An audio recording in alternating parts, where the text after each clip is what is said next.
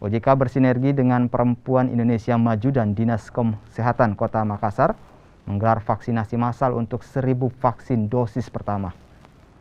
Vaksinasi yang digelar di salah satu hotel di Makassar dilaksanakan dengan tetap menerapkan protokol kesehatan.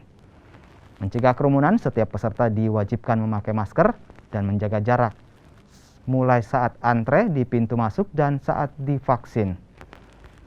Kepala OJK Regional 6 Sulam Papua, Nurdin Sibandi mengatakan, vaksinasi massal digelar untuk terwujudnya herd immunity yang diharapkan dapat mendorong perekonomian daerah.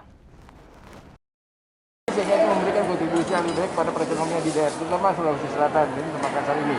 Jadi arahnya adalah bagaimana meningkatkan herd immunity di wilayah kerja kami di kantor Regional 6 Sulawesi Papua, sehingga memberikan kontribusi untuk peningkatan perekonomian di daerah, terutama di Makassar ini.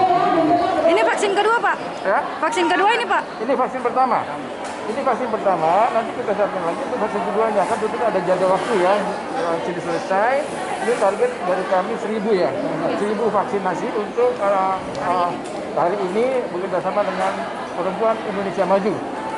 Pengurus Perempuan Indonesia Maju itu bangkit karena terlalu banyak korban yang berjatuhan di Makassar, dan hasil dari yang kita terima dari para nakes itu bahwa 99% pasien yang tidak bisa diselamatkan adalah mereka yang tidak pernah vaksin. Jadi dengan ini saya sungguh sangat berharap masyarakat ikut semuanya agar terbentuk herd immunity yang dimaksudkan tadi Bapak. Yang berikutnya tentunya dengan jumlah vaksin yang sama, 1 bulan dari sekarang bisa sedia ya. Durasi suntikan yang kedua 28 hari dari sekarang kami akan mengadakan kegiatan yang serupa di sini untuk suntikan yang kedua.